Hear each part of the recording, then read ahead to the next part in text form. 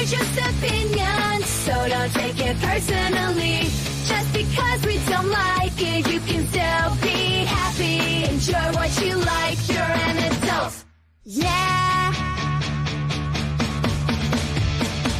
BWN Productions, mask plus props and costume work.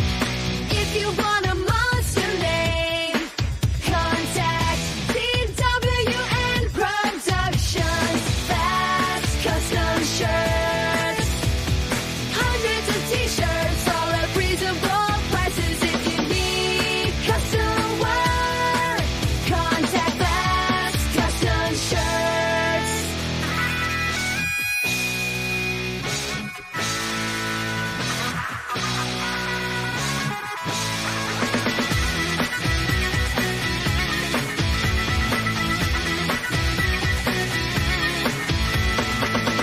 Grab a cold one and get ready for the show. It's intended for mature audiences because we kid and joke.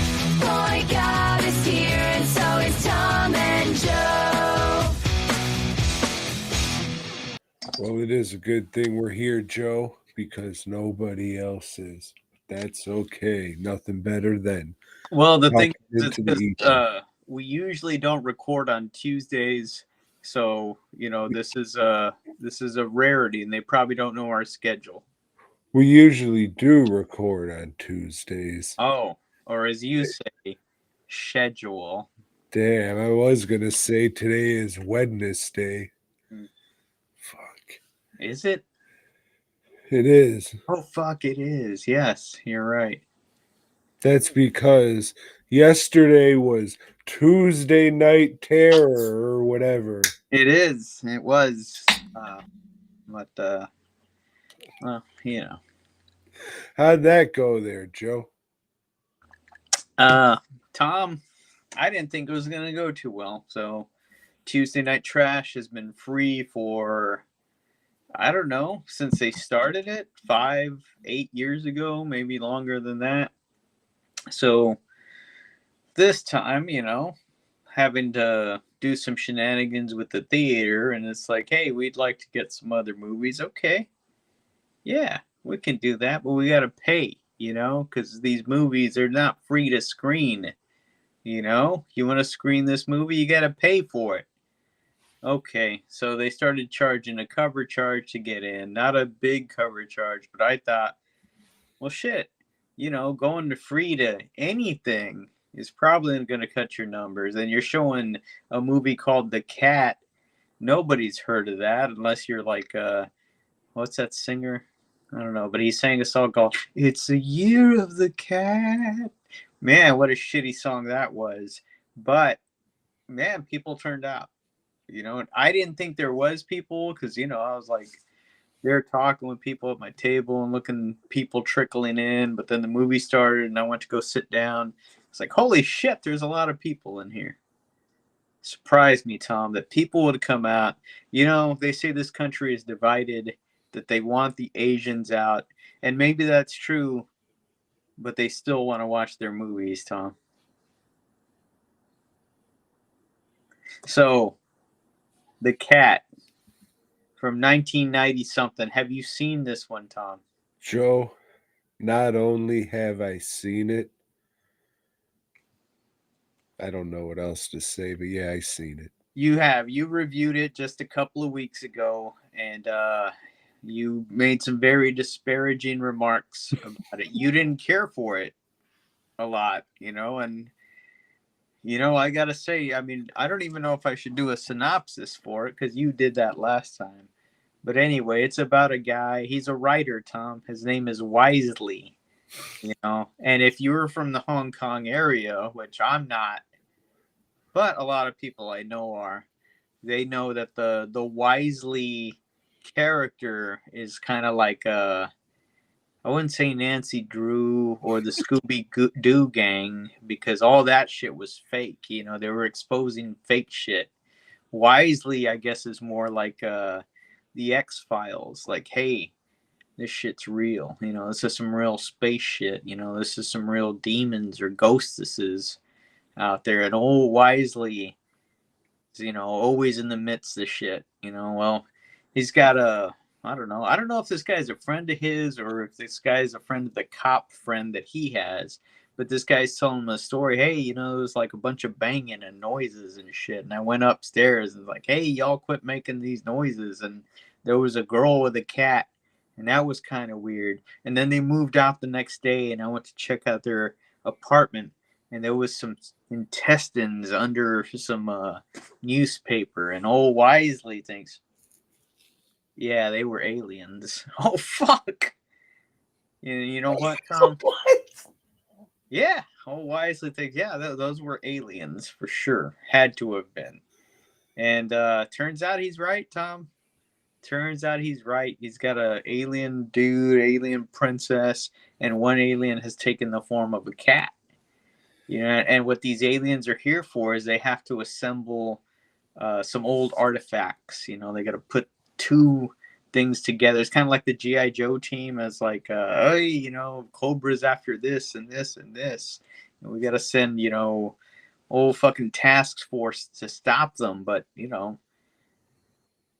they don't. And it turns out these aliens, Tom, they're actually good aliens. And they're protecting us from some bad fungal aliens or some shit. I don't know what these aliens, I don't know what the bad aliens are doing. Really, it's never really explained, but it just says they're bad, so we gotta accept that. Yeah, fuck, they're bad, man. And but old Wisely, he doesn't know that, so he goes and recruits a bull mastiff, to try to capture the cat. And well, fuck, Tom. I mean, we get one of the best cinematic conflict fights that I've ever seen. I mean, fuck that shit from They Live. That has nothing on this fight. This fight is just goddamn.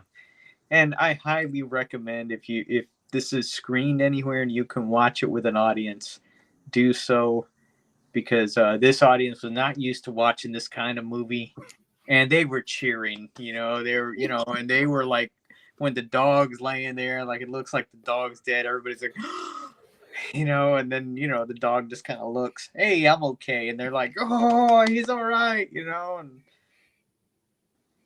yeah, well, they put this thing together, and this fungal, I don't know, alien type thing. It just like, well, fuck it, we're gonna take over a whole building, and we're gonna get bigger and bigger, and we're gonna show like guts and shit flowing around, and everything's gonna be glowing. But don't worry, Tom. They stopped it, somehow. I don't remember exactly what they did. And then the princess and the cat were able to walk home. This dog. And holy shit, this was fun. This is a really, really fun movie, Fuck that turtle, that giant turtle. This is the shit right here. This is really good, and it fills me with hope for not just our species of humanity, but anything that's out there, that's trying to help us out. Good shit, dude. Good shit. Thanks for the recommendation, Tom. Even, I knew when you told me that you didn't like it, I said, this shit's got to be good. And I was right. What did the old audience think of the cat-shaped hole? Oh, that was great. That got some big laughs. Yeah. While you were watching it, were you trying to pick out all the different cats and which one died of shoe polish poisoning? No, I'm sure there was many, many cats that died. It didn't have, the whole no animals were harmed. I'm sure plenty. This is like that one dude from Mexico that makes all the movies where he's just killing animals left and right. But you don't see it a whole lot. You don't see, well, maybe in a couple of scenes, you're like, holy shit, they're fucking that cat up. But nah, it's good. There's some good puppetry. Tom, I know you appreciate puppetry, and you appreciate, I don't know what that's called, when they have one film and they have another one, they stick it on top of each other to look like it's, combined. But that shit was cool. A lot of cool shit in here, man. Yeah, it's a fun one for sure.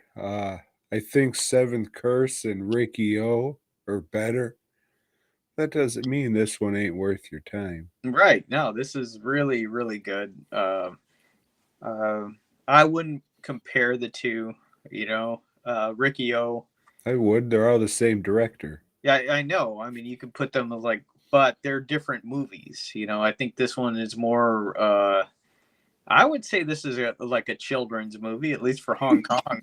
You know, but Ricky O, that's a fucking brutal, beat 'em up movie. Yeah, but this has like all the weird fucking horror shit with the fucking fungus monster, the thing in people and shit. So I mean, there's definitely some fucking gore and some wacky body shit in the movie. Oh yeah, I forgot about all the fungal monsters in Ricky O. You're right. That's definitely things we need to compare for sure. No, I'm talking about the cat you see, the movie you just saw. The Year of the Cat. Yeah. Oh, I'm glad you were able to make it out of the house, Joe. Yeah, it was time, They always say that the cat's in the cradle and the silver spoon. Yeah, I liked it, Tom. Once again, by not following your recommendations, I came up with a winner. That's good to hear, Joe. That's good to hear. This would be the time where I hold up the Warrior double disc Blu-ray, but that shit's already in the for sale box, as we all seen coming a mile away. So I finished it off, the trilogy of the Who Gives a Fuck, Samabunga, or whatever the fuck this dick's name was. Barry Prima in The Warrior and the Ninja. This one was all right, Joe. Not all right to keep, but it was all right, especially compared to the other stuff. It's more of the same, though. Oh, the Warriors tired of these fake white colonialists trying to take over his land and shit, so he's gonna kill them all, and this time he's got the help of a lady ninja, the Black Squirrel. The last 20 minutes is pretty good. Like, they do kill everybody, and there's like a couple fucking jaw-dropping effects scenes that are, yeah, and something to be seen for sure. Would I recommend, going out of your way to watch the movie? Definitely not. Not even the last 20 minutes, but compared to the other two, not going to say I liked it, but it was better. Yeah, if you like these movies, good. Terrific. You can see these little village come together and make their fucking movie without actually having power themselves. So that's kind of incredible, I guess. I guess they ran a shit ton of extension cords to like fucking 3 villages over or some shit. But yeah, I don't this Barry Prima dude, he didn't fucking win me over. Yeah. I don't want to say fuck the Warrior in its ass, but fuck the Warrior in its ass. Is it Then, now, based on forever. because you've seen the other movies he's done, or No, I mean, these movies are just like, see Barry Prima in. It's like, who the fuck is this guy? He stinks. but you still like Mambo number 5, right?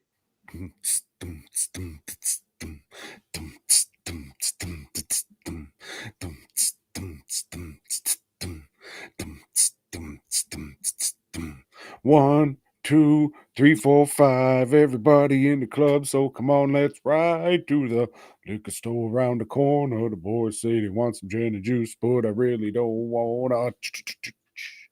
Fuck yeah. Fuck yeah. We can do karaoke all night off of that shit. Barry Prima. Fuck.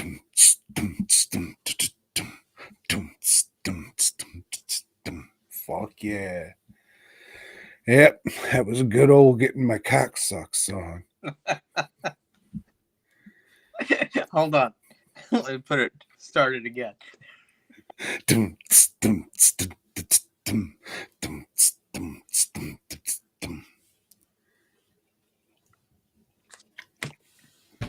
Well there, Joe. I happened to watch another movie. Hey Tom, how you been? It's been a week, Joe. Fuck yeah. But, you're a man of a certain age. And at a certain age, you might have been a kid. But not just any kid. No. A monster kid. Mm-mm. I've already told you before, no. I mean, I don't, some people, that's fine, but I am straight. Well, Joe, speaking of being straight, have you ever heard of Famous Monsters of Filmland magazine? I have, speaking of somebody who is not straight. I don't know. Mm. But, Joe, did you know that they put out a VHS called Hooray for Horrorwood? Get it? Yeah, that does sound familiar. Oh, shit, you are a monster kid, you I- fuck. Fuck. All right, so old Forrest J. Ackerman. Does it He's start out with that song? Hooray for Horrorwood. Joe. If I don't remember it all because it's been a week. It's been more than a week, probably. But I would have to say yes. This whole thing has like that old retro 1960s aesthetic that the people who would like this shit would be nostalgic for. Spoiler alert, wasn't for me, dog. But this was like a heavy me TV aesthetic, and it was just fucking corny and cheese dick. Like a lot it's like a lot of him. Hey, look at this thing I bought. Hey, I got this sci-fi robot. It's Robbie the robot. Isn't that cool? Was he No, wearing and rings, Tom? who? Old 4EJ. He might have been. He might have been, Joe. Was he singing? Was he singing a little bit of Gilman in my life? It's a play jive. No, but he did tell a story of how, like, he was an adult at this time, but a neighborhood kid. Hey, don't laugh at that. Don't laugh at a grown adult about to swindle the fuck out of a neighborhood kid. So I guess the kid's dad was a janitor or some shit at Universal, so they were throwing away a Gilman costume or some shit. Dad was like, "Hey, here you go, sport. Take this for Halloween and shit." So the kid would wear it around the neighborhood for a couple years, and the fucking um so he outgrew it and sold it to another kid for $5. An old opportunistic Forey found out and said, "Hey there, kid, how would you like to double your investment and sell it to me for $10?" The dickhead. You know how much it's worth. You can at least give him a little more. This fucking kid doesn't know shit. I don't know, man. Like, we wouldn't have Manhattan if it wasn't for deals like that. Right? I mean, we wouldn't have the country if it wasn't for deals like that. That doesn't mean it's moral or just. Oh, but, Hey, you stupid, probably Polak kid. You want to double your investment? what was that Polak kid going to do with it anyway? I mean, maybe not get, effed in the A so hard. He doubled his money. I mean, sure, he doubled his money.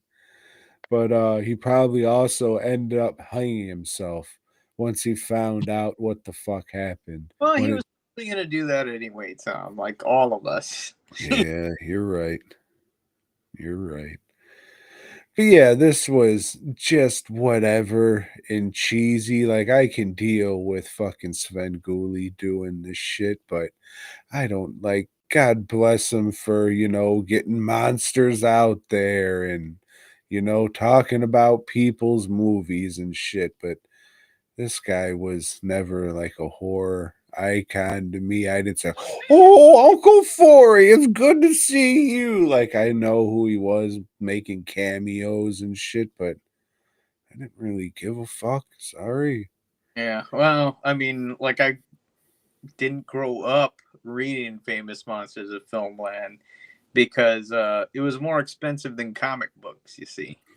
And if I had a choice, I could buy like 3 comic books or 1 issue of Famous Monsters of Filmland. But if my mom was grocery shopping, I would sit there where they sell the magazines and read it, and just like she'd tell me, "All right, let's go. Okay, I got these comics."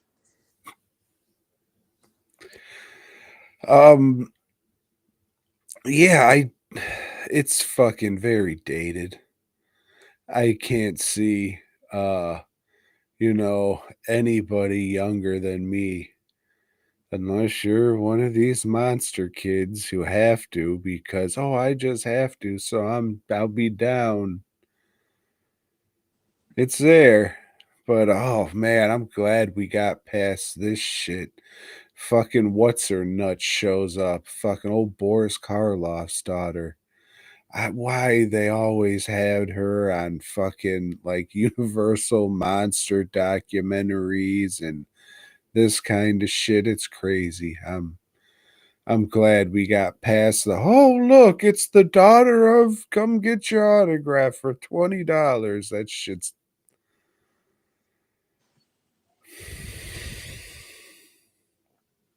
but there's a little spooktacular VHS that you can watch on YouTube if you'd so like to. There's holiday screams and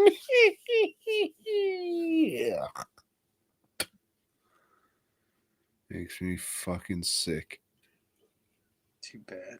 Too bad. Well, Tom, as I've been doing for the past, I guess, 3 years now, going Sucking dick. my old DVD collection and seeing, hey, what do I have that I either never watched or should watch again and see if I'm gonna keep or not. Well, this one I'd never watched, Tom. And this is from the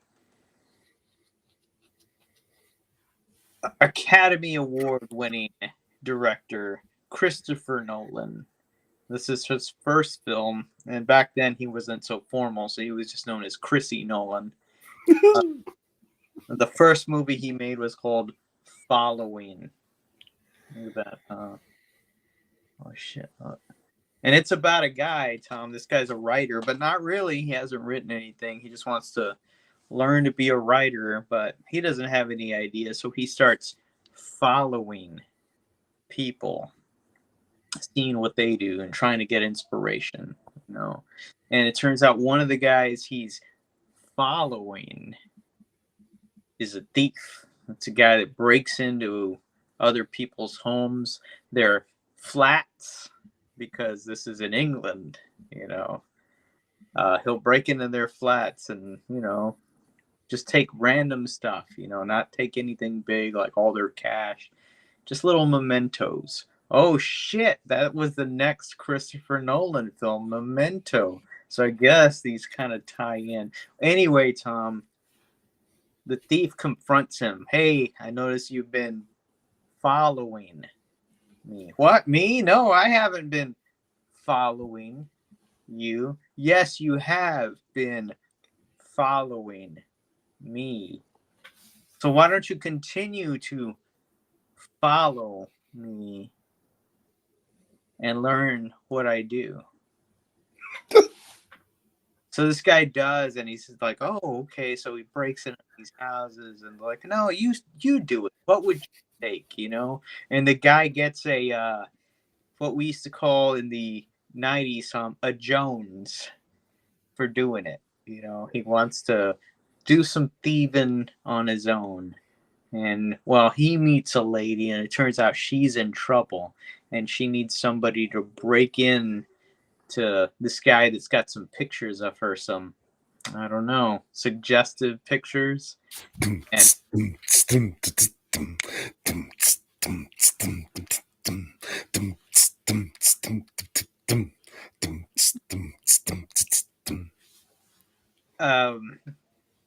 well, Tom, things get kind of turned around at this point because, well, maybe this guy's being set up. Maybe we don't know who's been following who.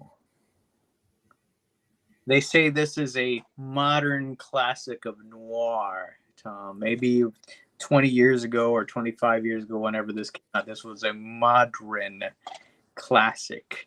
It's okay. You know, you see what's coming. You know, it's pretty easy to figure out, like, hey, this guy's going to get fucked over, you know, and, you know, he does. And once you've watched it once, that's it. And that's all there is to it. Okay. You know, and all this shit on here says, you know, oh, so much rewatchability after you said, no, there's not. You already fucking know.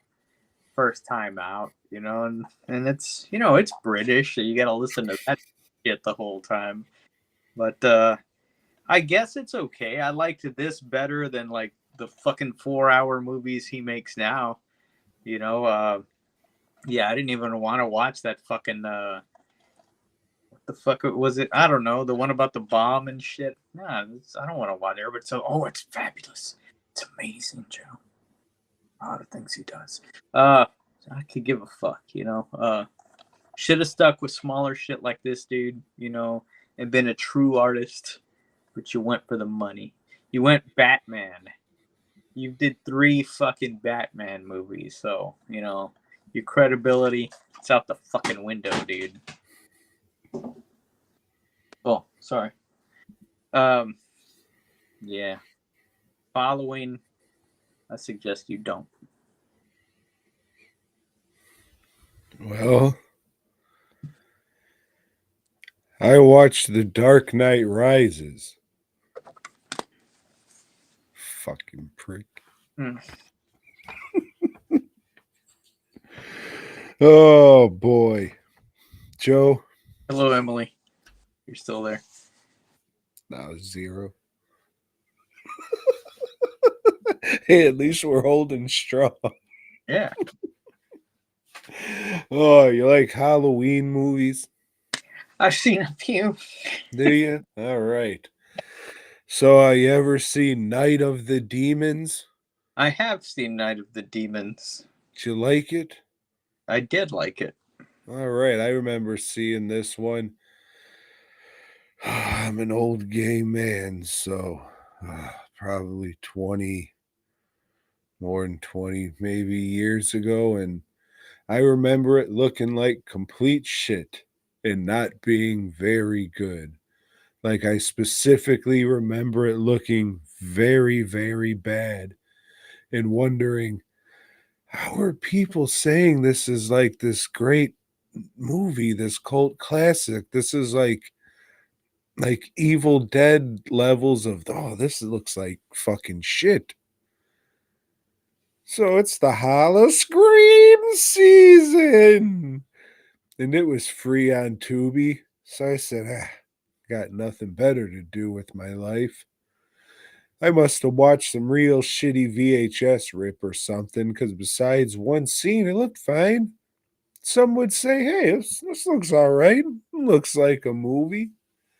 And yeah, I liked it a lot more this go around, Joe. Not doing fucking cartwheels in the street over the shit. I think I gave it an 8 on Letterboxd. I might have been a little bit overzealous. I think 7.5 is good for this movie. It's pretty much a bunch of friends, even though, I don't know, the way these people, I don't know how much of friends they are, but The case in a lot of movies that I'm either revisiting or watching for the first time. Yeah, like, it seems to be a thing to where they don't write this shit to where, like, these people would actually be hanging out together. It's a disparaged group, you know. Just need a bunch of stereotypes. Get them in there. Hmm. So they go to this house and they all become possessed by demons on Halloween night. And I mean, that's the movie. The main thing people are going to remember from this is old Linnea pushing lipstick through her tits. And uh, I mean, you can tell the gag right off the thing. Everything looks, painted, and maybe because it's an HD thing and the old VHS helped it before, but the tits and the stomach, and you tell it's all fake. There's no like breathing to anything, and it looks very painted, but it's all right.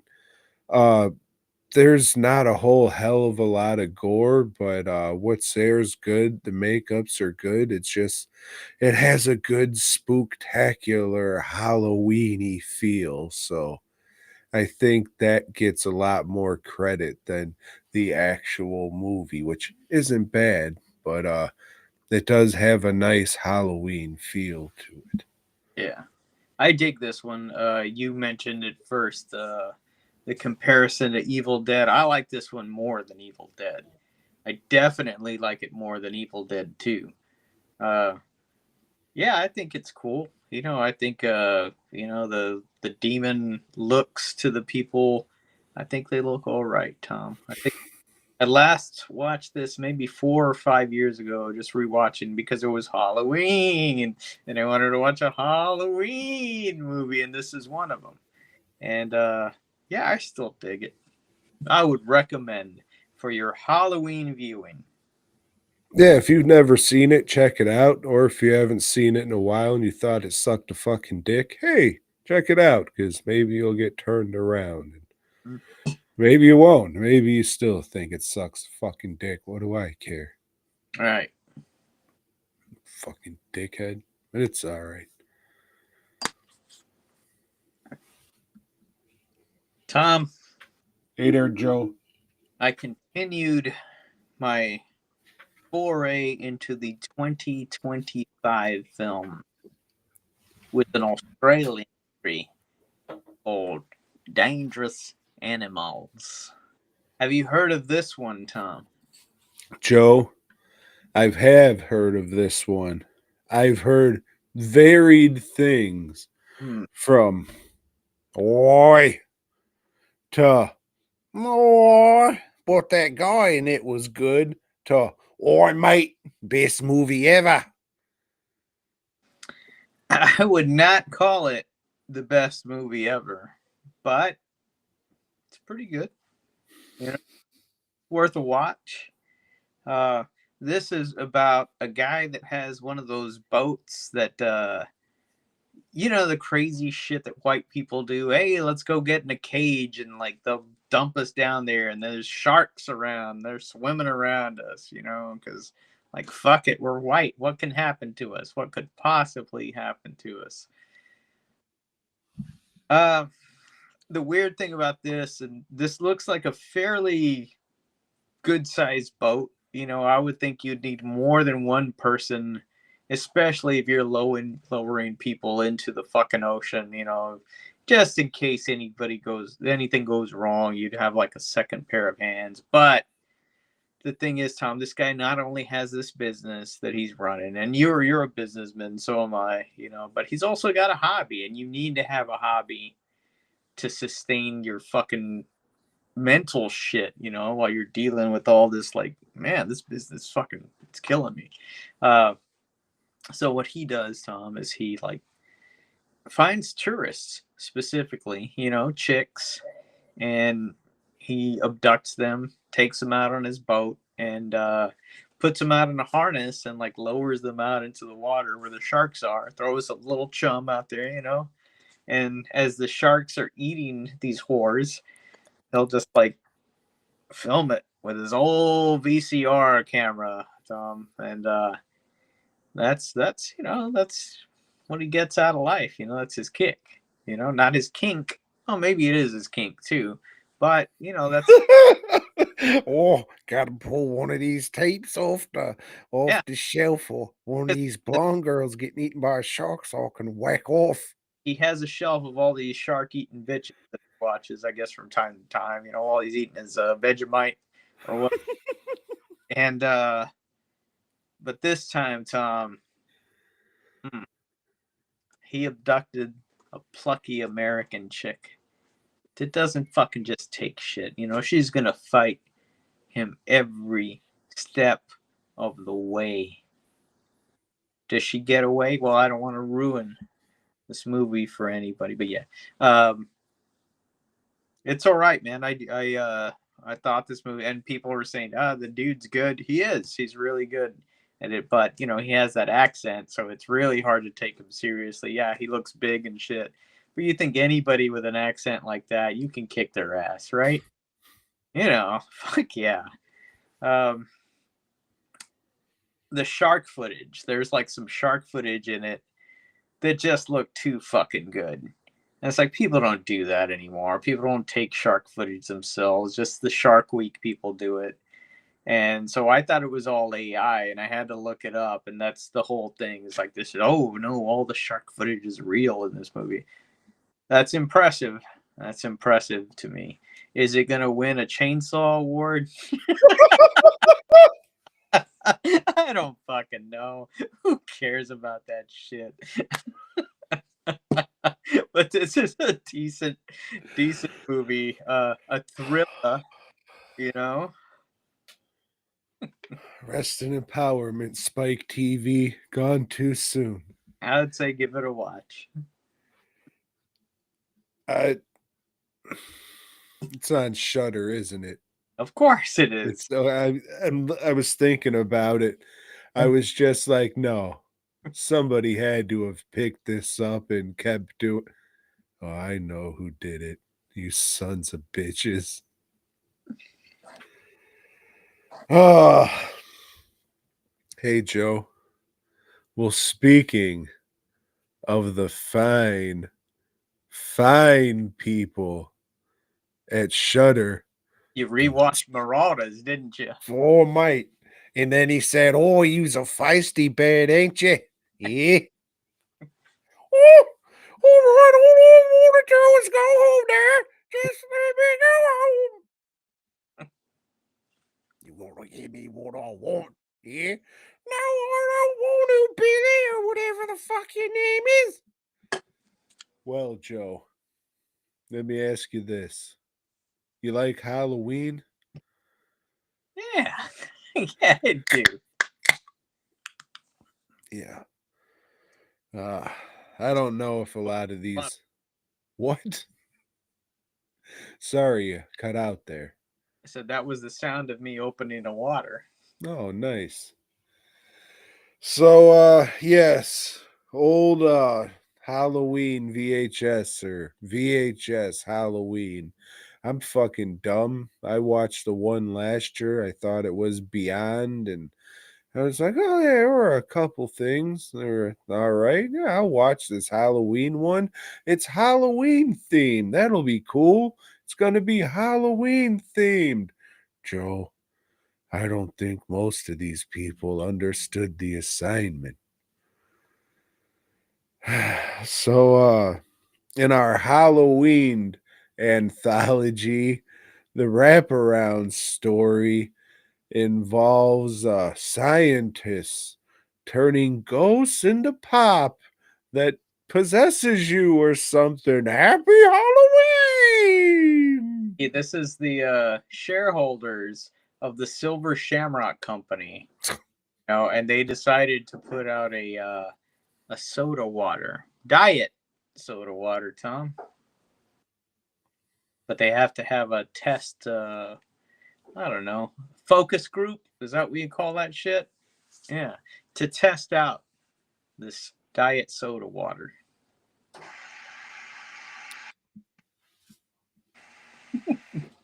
That was the sound of the static, you know, for the VH. Yeah, so people drink this shit, they explode. People drink this shit and they scream. The people in the fucking behind the glass, they fucking scream. More people drink this shit and they scream and explode. And then one girl drinks it. and she turns possessed. And they say, "Oh, fuck. That's what we were going for. Gosh darn it, we did it." And then there's a Halloween commercial where this little girl's trick or treating and she gets a can of this Diet Phantasma. And she says, "Oh, soda good." And we're all supposed to be like, oh, happy Halloween. That was the framing sequence. But, Tom, I'm gonna be honest with you, Joe. I thought it was pretty good. Not only pretty good, but clever too. I did, and because it didn't go anywhere. I didn't give a shit about the end. But it was Halloween themed. Not really. They're making. Yeah, at the end, she got some. Mm-hmm. Soda water good. Remember? I do. Yeah, it was pretty good. It was clever. But it 'Cause was she went trick or treating at the end. to the first story, Tom, which I like to call The Legend of the Milky Mommy. I just want to say that, if you say, coochie without saying coochie coo at the end, it's a totally different thing. So I don't know. I was just thinking about that. I was just like, wait, this is called what? Oh, yeah, that is a saying, isn't it? So why do fucking whores call it a coochie? This is strange. And this segment sucks. It's just people running around screaming in the dark. That's what they should have called it. Screaming in the dark. Screaming in the night. Yeah. Oh, Crocus. Yeah, this one sucked. This was what happens, like some ghetto boys are trick-or-treating and they decide to go to this house, but like nobody else can see that house, and then it's I don't know, then they're pursued by babies and human big babies. And so this segment should appeal to the people that have that baby changing fetish, where fucking adults wear diapers and shit, Hey, the people say, hey, man, don't kink shame. Yeah, kink shame the fuck out of that. That is the dumbest fucking shit. If that's something that turns you on, go see a psychiatrist or just fucking turn yourself into the cops right now. Tell ICE, hey, beat me down, dude. I'm fucking Hispanic, Yeah, this I don't know, man. This is fucked. Okay, and at least there's a theme going through this, and we'll get to that theme in the next one, the next segment, Tom. Segment 2, which is what was it called? Well, as for this one, oh yeah, not very spooktacular. The mama at the beginning, Tom. Yeah, I mean, it's set on Halloween and they're going trick or treating, but as we learn, that doesn't mean, oh, I'm gonna have a spooktacular Halloween feeling movie. This was just like a wooga booga monster it was like, what's that shit, Barbarian? But this one had like fucking 6 hanging tits instead of fucking 2. So yeah, it was, who gives a shit? Like, they're fighting to get out of this house, and at the end they're just like, oh, whatever, we're just gonna become babies, I guess. Happy Halloween. And then our second story, Joe, is from your home country. Yes, Spain. And it is called The Teléfono That Should Not Ring But does.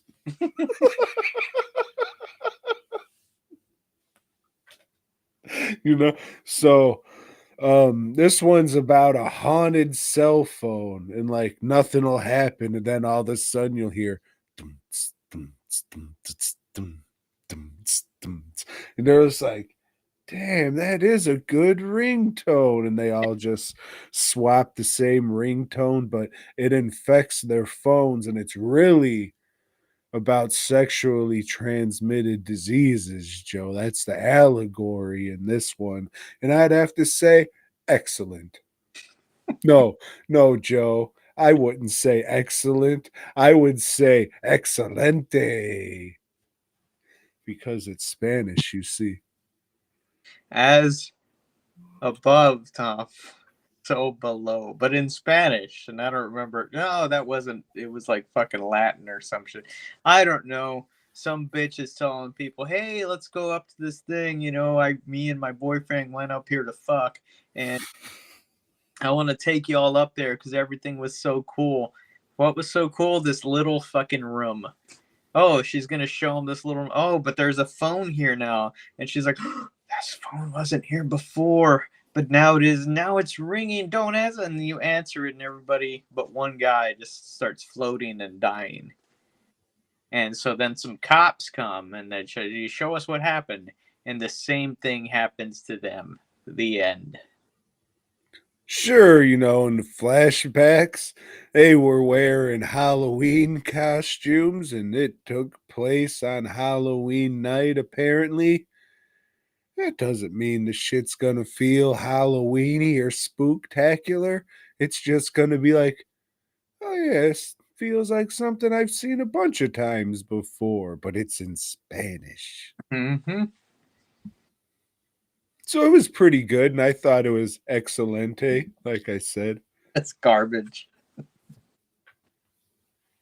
But that brings us to the third tale, which is one I like to call, "Hey, I got a buddy that owns a haunt and he'll let us film there."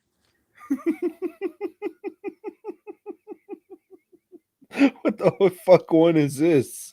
I think this one was the where they go into the candy bowl. Oh shit, this one was great. We're going to the candy bowl. So yeah, in this one again, much older kids. Some wouldn't call them kids, some would call them young adults, especially the books that they read. It would say young adults. Else.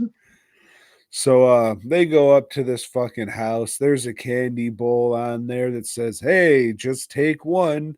And it's all this goofy off-brand Aldi candy. So this guy fucking opens one and oh, it's a chocolate dick. Look at that. Ooh, I'm sucking the chocolate dick. Ooh, the chocolate dick's got all this white cream in it that's dripping down my face like a silly chocolate dick would. Oh my God. Potato, so it's not even like that shit's not original. But so he gets pulled into the candy bowl, then everybody else gets pulled into the candy bowl, and then there's a candy man there, and he's into the candy bowl. and he's just chopping up everybody just so they could make chocolate covered penis jokes a couple more times. And yeah, this one plays like a comedy, and I guess the candy man that is chasing after them, killing. Yeah, he looks stupid as fuck. But yeah, this obviously they had a friend that had a haunt or something that. I think it's just in a warehouse that no one was using. Like, yeah. Like, what else was in there besides like an empty room and a conveyor belt? Also from the Milky Mommy, I believe that one was also like, "Hey, yeah, sure, come and film in my haunt." I mean, that's just like an old house. Yeah, which doesn't mean it's like a whole fucking big haunt. People do like little haunts, Tom. You should know. No, they can't. You used to work them yourself, Go big or go home. Hey, we'll get to that later. Continue. Yeah, this is just, I would hope it's played for laughs, but it's not funny. It's just kind of, because you've already watched, you're close to an hour of viewing time at this point, and it's like, fuck. Okay, but you think, I know, I've watched all the other VHSs, and I haven't watched the last two, Beyond and whatever, but there's always been at least one, that gets me. This one isn't it. maybe the next one, Tom, would do it for me. Yeah, why they thought that chocolate covered dick joke was so good to use literally 3 times in this fucking short segment, I don't know, but it's just people getting chased around by a goofy fucking guy in a circular red mask with a giant smile on it. One of the girls gets like an M&M tube shoved up her ass, and it's supposed to just like fill her up with M&Ms, and then like a perfect piece of her face just pops off, like a perfectly cut out piece of her face. So that made me laugh. She's like, oh, nothing tore through or anything, just a perfect poof. Yeah, Okay. I thought, man, Tom's gonna think, why didn't I think of that? Oh, watch Race War. But yeah, no. Fuck no. I agree. I mean, it was great. What was the next one? Joe, the next one was Kid Print. Oh, this is a serious one, Tom. This one, it changed the vibe. It was strange that they would go from this comedic, I would hope, segment to this very, very serious. I don't know, thing about child abductions and things like that, and how the guy's trying to stop that from happening. And what he's doing is he's set up a thing where kids can go talk about themselves before they're abducted. Give a profile, instead of an old photo, everybody knows when your kid's abducted, you're looking for photos. Shit, I don't have photos of my kids, You need something that looks like them right then and there. So this guy's, doing a little VHS profile. So when your kid gets abducted, you can give it to the news and shit. Not if, but when. Because all the kids who get this fucking tape made get abducted. Here's the twist. It was a black guy abducting and killing these kids. Can Yep. you believe it? Yeah, so this is a very pro equality segment. It is showing that yes, black folk can also be serial killers. It's not just a white thing. It's something for everybody. And they specifically say, ooh, look at this scraggly looking serial killer white that works here. You know he's up to no good. And then the little kid comes out. I see dead people. Fucking got him. Yeah, it showed you. But Equal opportunity. and not to spoil it, but they did blame the guy that owned the business that was actually trying to help the community. He took the blame, Tom. Because he was killed by Mhm. the children the other guy kidnapped. Yeah. Who cares? Yeah, it sucked. Yeah, it's who cares? Yeah, it sucked.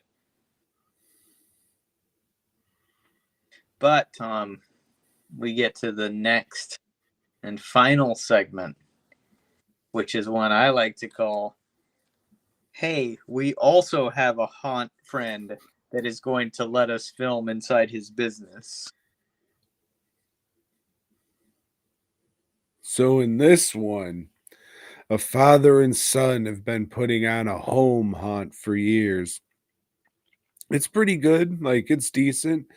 Guy seems to be into it. The kid was into it until he played a hunchback one too many times, and now no bitch will blow him. Right. So Well, you want to, you want bitches to pay attention to you or whatever and not just laugh at you because you do the haunt every year. yep, so this year he says, fuck you, Dad. I don't want to do it. And he says, my boy, My baby boy, my big fat hunchback baby boy. One more year. Give your papa one more year. So like a bitch, he folds and Right. does. Then he goes to like a secondhand Halloween store or some shit and with his dad to go look for junk. And there's a fucking section. It's like, hey, this is all haunted shit. You can't be here. Don't step behind the velvet ropes. This isn't for you. Dad says, fuck it, steals a record from behind there and then plays it at his home haunt. And while people are coming through, he plays the record. And the haunted house and all the ghosts and ghoulies in it come to life and start killing everybody. But that's not it, Joe. Outside the haunt, all the Halloween decorations and ghosts and ghoulies in the neighborhood starts coming to life and killing people. Happy Halloween or too little too late. There's even a witch in there, Donald. So I did like this one, and it was fucking awesome that Rick Baker was in it saying, oh God, this sucks. Are you even trying? What the fuck? Just, like me while I was watching this movie. Yeah. Yeah, out of all of them, this one was probably the most entertaining. I'm not going to say it's good. It wasn't. But if you're comparing it to all the shit you'd see before, yes, it's better. I mean, for the format and how it was shot, I would say that it's good, and I really liked it. It was spooktacular, felt Halloweeny, so they understood the assignment. But if this was like shot like a more traditional movie, I think I would have enjoyed it more. But again, having Rick Baker just going, ah, fucking hell. That was pretty great. That was pretty fucking great. But yeah, maybe just watch this one, not worth sitting through all the other stuff. Or don't watch any of them. VHS Halloween is very Halloween. It's not spooktacular, very Halloweeny at all. It's fucking crazy how little this felt like Halloween for this big horror platform with Halloween in the title of the movie. And it took me a couple of days to watch it. I'd watch a segment and just like, I'd watch the framing device and a segment, and I was like, well, that sucked. Let me walk away from this for a while and I don't know, just go and do something else, anything else. And then it come back, it's like, wow, that wasn't much better. And it just continued like that. And then I finally got through it, and I think I finished it yesterday. Yeah. Remember when the demon on the haunted house came to life? Oh, with his handsies. Yeah. And then the witch flew away and impaled that kid. It was pretty good. The cat came back the very next day. Oh, yeah. They had the witch cam. I forgot about that. That was pretty cool. Yeah. They ripped it off from Munchie. And I mean, the little girl getting boiled in the cauldron, that was like classic witch shit. Like, that was all classic good Halloween shit. Those little shitty ghosts that people make and hang in their yard, those came to life and killed people. Like, I thought all that shit was pretty good. The kills were cool. Something like that, I guess, because it was their strongest segment. So they ended with it. But to me, and maybe this is why I fucking don't like it, is because I had to endure all the other shit before. So if you go the opposite direction and start with this one, you think, yeah, that's pretty good. What else they got? Then you might like this one even less because it gets worse and worse, Yeah, it like I said, it's not worth sitting through just to see it, but Yeah, I thought it was very lazy effort on the part of the filmmakers, and I guess even whoever puts this shit together, like, hey, give us some good shit to work with. And I see this, and because there's a film festival I sponsor, and there's maybe one good one each year that I think, well, shit, that's got potential, but the rest of it is garbage.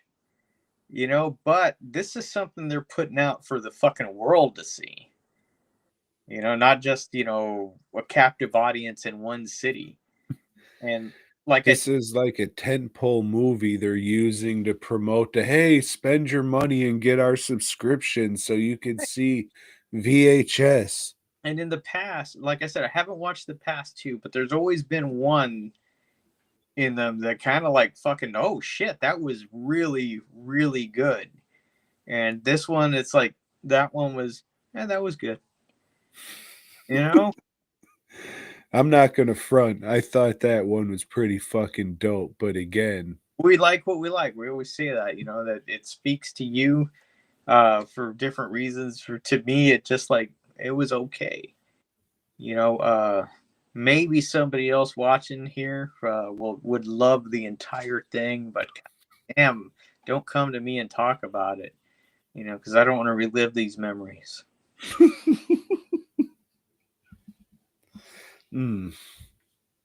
Well, yeah, it was a Shudder movie.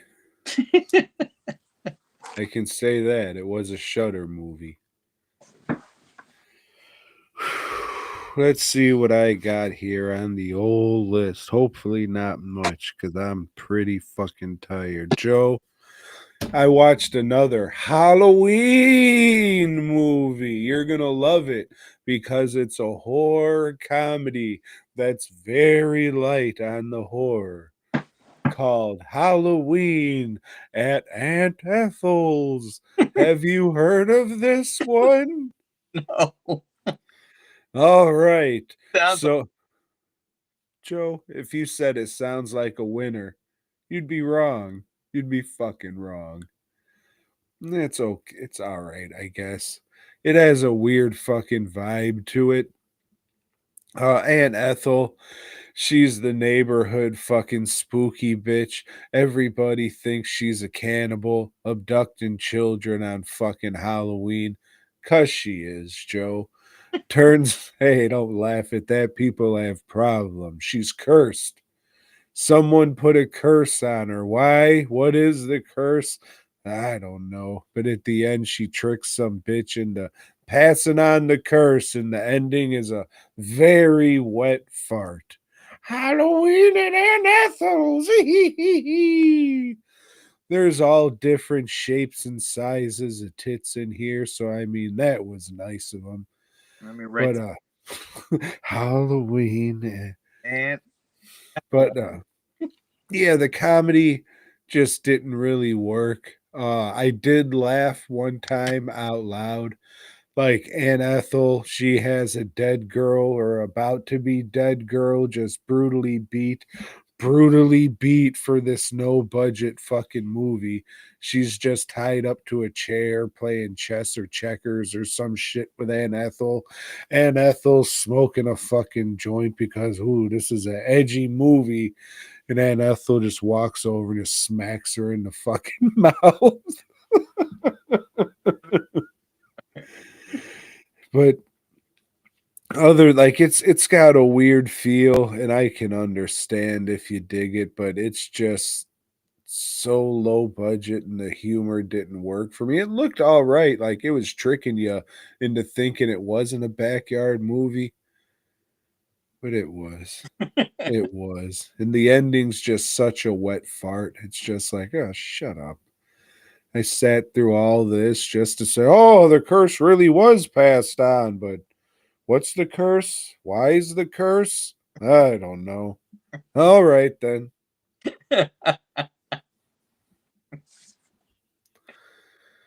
Can't wait for the sequel. Hanukkah at Aunt Ethel's. well, Tom,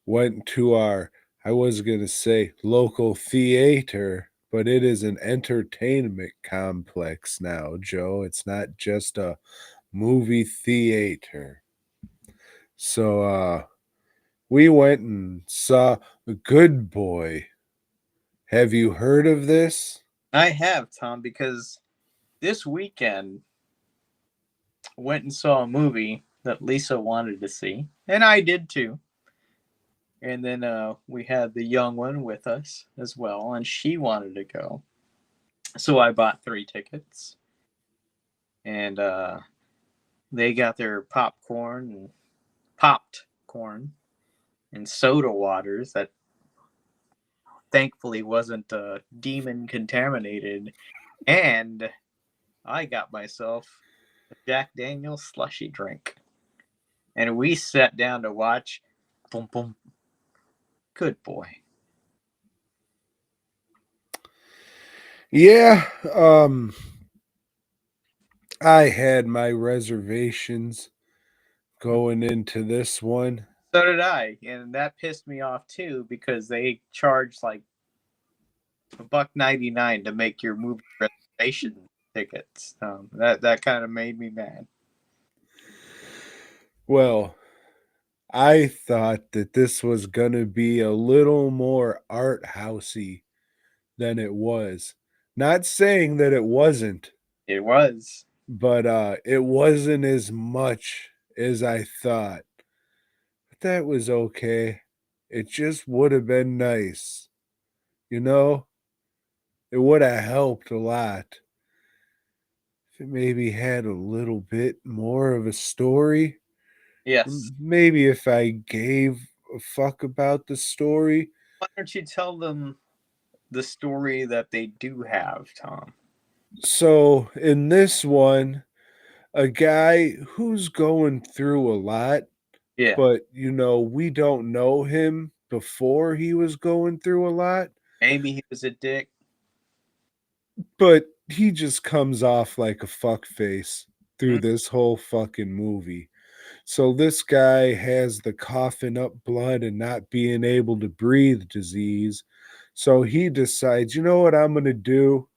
I'm going to go get my dog and, just seclude myself and die in the old family death house off in the woods. My sister cares about me, trying to make sure I'm all right. She's worried, trying to do the right thing.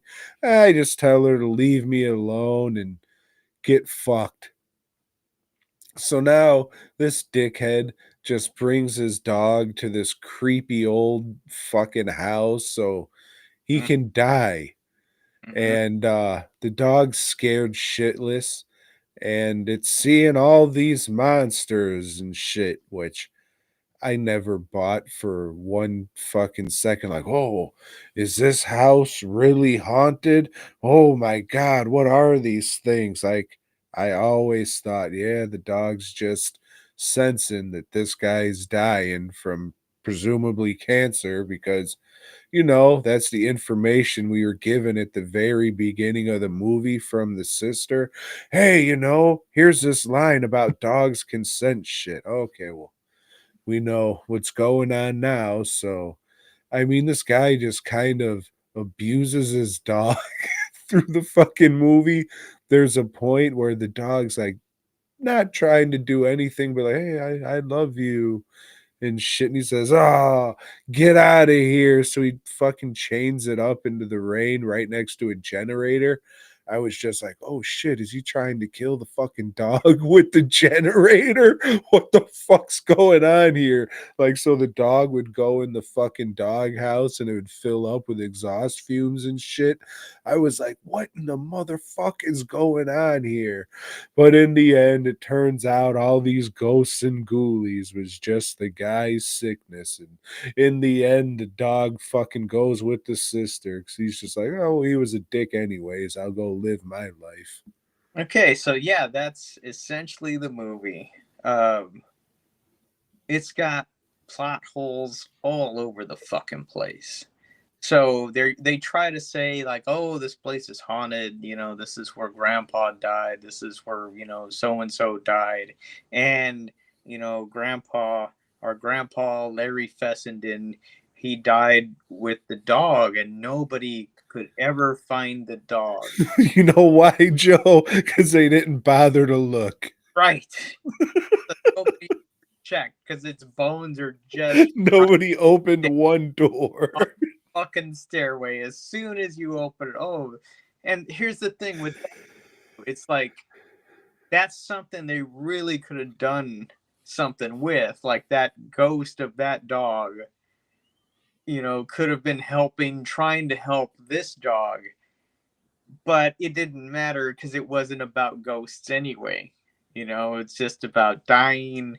It's about like letting go, and It's yeah, about being your dickhead and yeah, killing your dog while you go off to die too. right. All right, so I'm gonna die, and I'm gonna let this dog's bones fucking sit next to the other dog's bones. Yeah. Hey, if you're dying and you want to go off and die, leave your dog with somebody else that is gonna love them and care for them. And yeah, this was fucked. I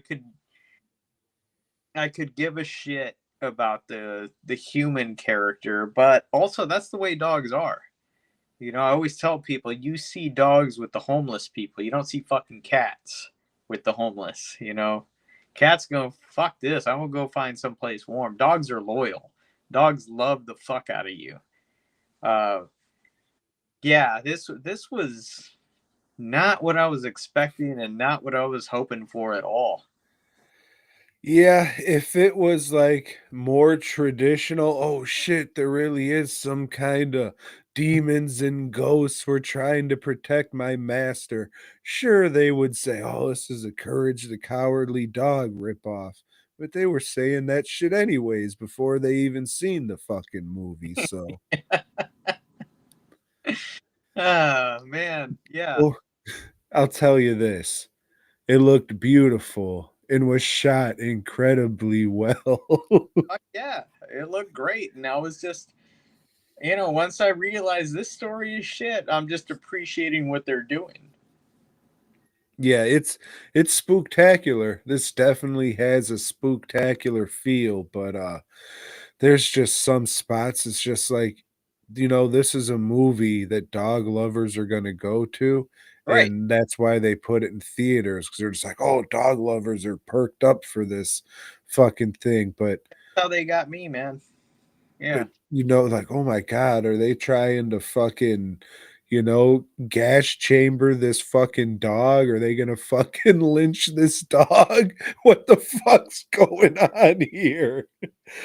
Um, I I liked it for what it was, what they did, what they accomplished, their stick-to-itiveness to get it done. It looked good, it sounded good. But the story, Yeah, I don't think this is something you could recommend to somebody that doesn't know or appreciates filmmaking, the craft of it. Because what these guys did, is fucking amazing. Working with a fucking animal is not easy. But but to be fair, all you really need to do is get reaction shots of a dog. yeah. So you can just, okay, we got it. Now get a shot of it going over here. So did you stick around for the post thing? I did, and it was supposed to be like something I was impressed by, which I mean, I get it good, but I mean, that's all just like, yeah, what the fuck Yeah, did was. but I found that more entertaining than the film itself. But Yeah, I'm sure you didn't think like oh, so that's how they did it. I'm sure it was just like, well, yeah, yeah, obviously. right. Yeah.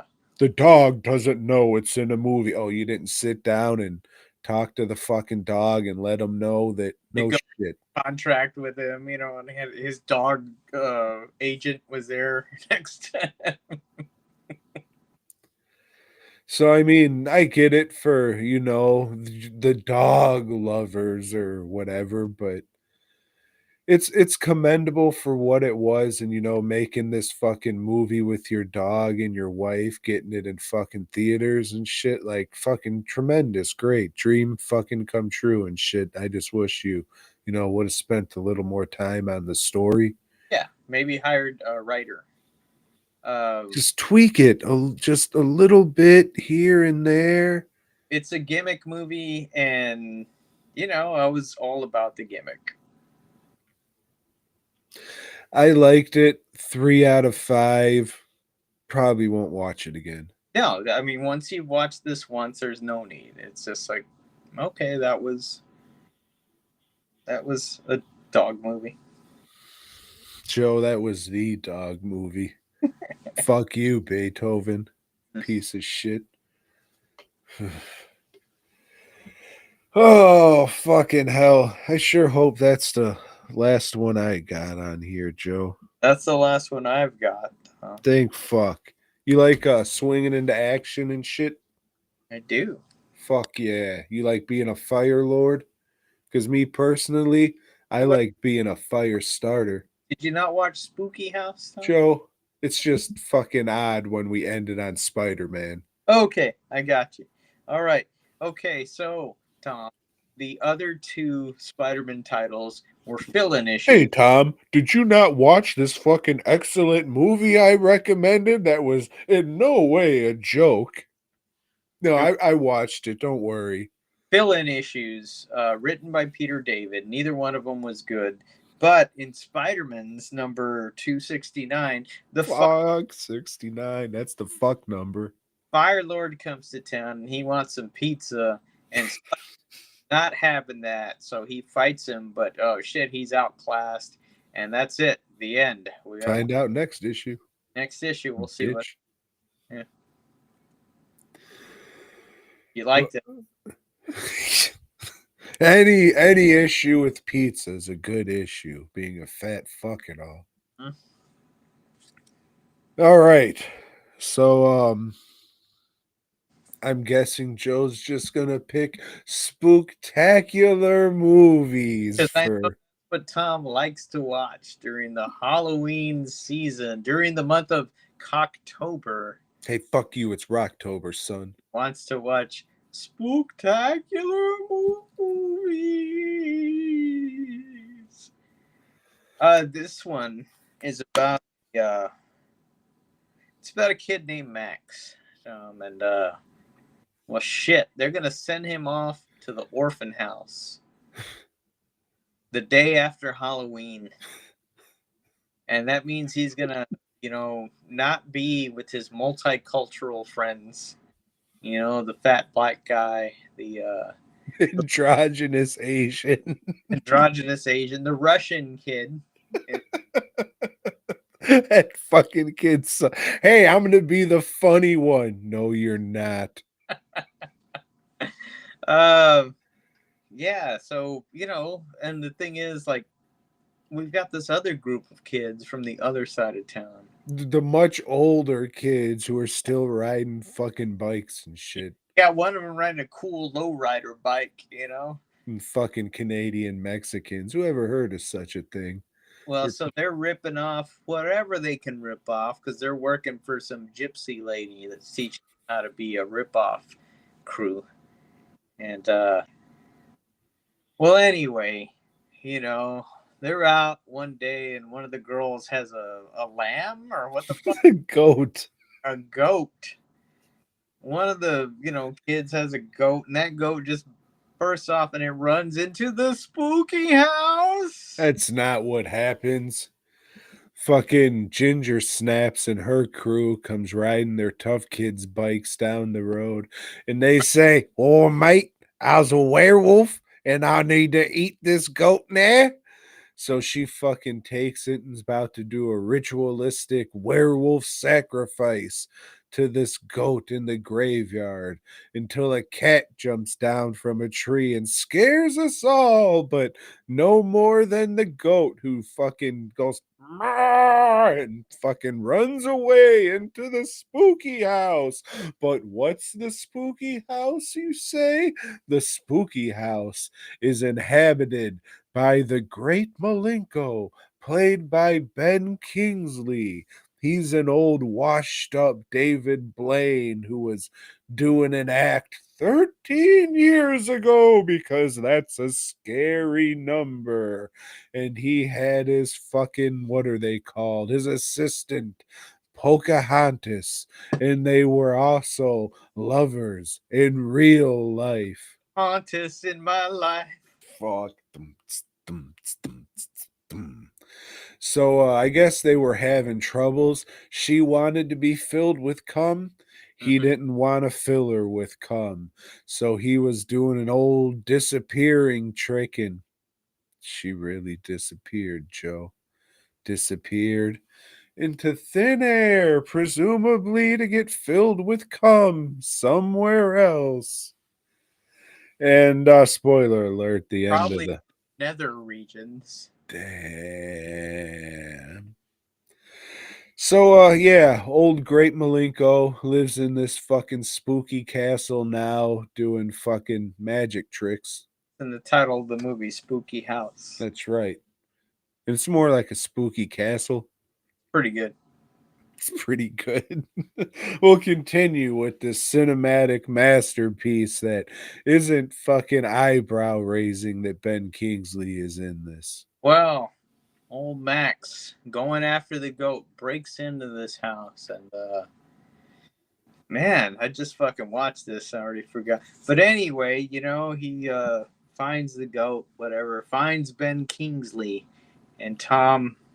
They kind of find each other, but Ben Kingsley, no, he doesn't want to get close to anybody, Tom. He's a fucking magician that's just keeping to himself. Those days are behind him. You know, the person that he did care for fucking left him.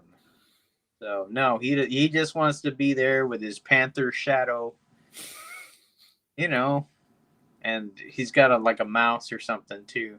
But anyway, old Max gets intrigued by this magician type stuff.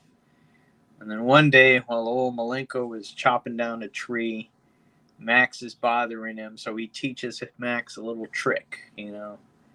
And if you tell anybody, I'll kill your parents. Right, because you can't reveal that shit. That's the magician's code, you know. And Max goes and impresses everybody with this trick, and he wants to go learn more. And I don't know, like some shit happens, and like he breaks in again because Shadow's leg is caught in a couch or something. Shadow's tail is caught in the magic couch. It's called the magic couch because he date rapes fucking people out there. So anyway, Malenko gives Max Houdini's wand, and He then steals it does he? because he's a piece of shit thief. Yeah, that's right. Well, This kid's a little fucking asshole. No wonder he's an orphan, an unwanted orphan, because he's a fucking thief and he's a burglar. But then Ginger and a home invader steals it from him and takes it over to Mercedes Rule, the gypsy, but then they steal it back and run back to the spooky house, Tom. And then, oh shit, Malenko is all about it again. He's gonna, let's teach these thieves a lesson. I'm gonna bust out all my tricks, like the sawing somebody in half trick, you know, the whole like stuff somebody in a pumpkin and everybody's swords in the pumpkin, but oh shit, they had disappeared from that pumpkin. Woo! Good shit.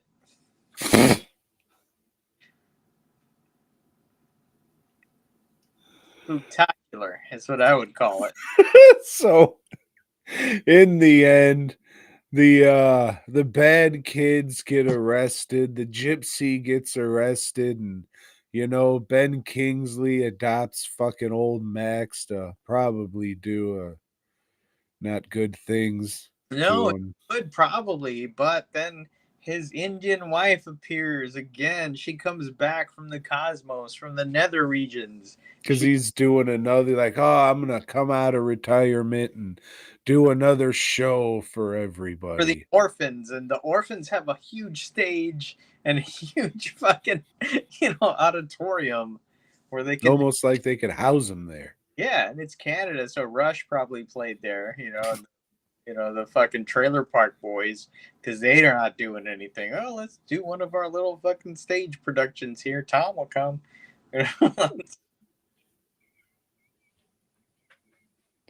I just did come. I know. Yeah, I thought this was all right. It's a kids movie. Ben Kingsley, he plays it straight. He fucking, he didn't like just phone it in. He gives a good performance. Do they make movies like this anymore? Like weird kid movies, like, because I know, like, Disney doesn't do shit for kids anymore, right? They just make Star Wars stuff.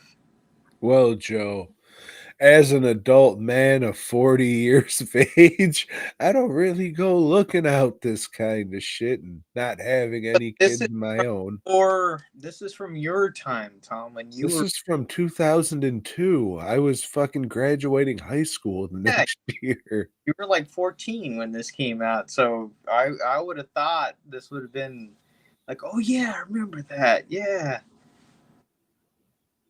No? No, not at all, dude. Yeah, I thought this was fucking weird that this supposed respectable actor was in this fucking weird low rent movie. But even Rule, she the one that was the gypsy lady, I think she won an Academy Award too. Yeah, I don't know. It's weird, and it's fine. I mean, if you have like a young kid and you want to show them some non-offensive Halloween movie, it's spectacular and shit, sure, but Come on. Very cliche. That black fat kid, he had some good lines. Remember, we're in the house and he's like, oh, there's somebody here that doesn't belong. Who's that? Me. And he runs off. Shit, that was funny. Sure. All right. Yeah, I don't know. It was a fine, inoffensive children's movie. I don't know what the fuck you want me to say. It was fucking weird. And yep. And spooky.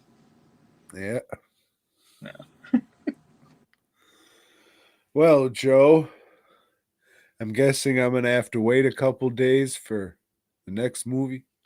I think I have one on my phone, but I can't access it because we're on my phone right now. It's all right. All right. That's all right, Joe. And I hope everybody else there is fucking all right too. Former Ghost President, fuck. I thought I was going to do that quick. Former Ghost President, Emily, thank you both for spending your time with us. We appreciate it. DWNProductions.net, masks, bus, props, custom work. This Friday, I'm probably gonna be live streaming walkthroughs, phobia haunted houses in Houston, Texas. So keep an eye on the YouTube page, I guess. And if you want to see you walk through a haunted house and go, oh, spooky monster, I peed a little, then check that out. Or don't. But you're on the road, Joe. FastCustomShirts.com. Hey, we will be in Springfield, Missouri this weekend for the Missouri Horror Con. Just come out there and check us out. Buy some shirts. That's all I want you to do is just buy some shirts. Well, Joe, if you're heading to Missouri, all I can say is be safe, watch your back, pack a knife. Till next time.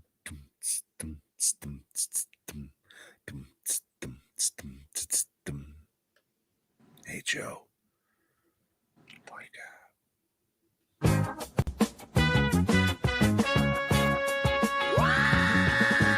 Thanks for checking out the show. We hope you dug it, baby. If so, give us a thumbs up. Subscribe and let us know down below. Support Tom and Joe by heading over to DWNProductions.net and FastCustomShirts.com. Until next time.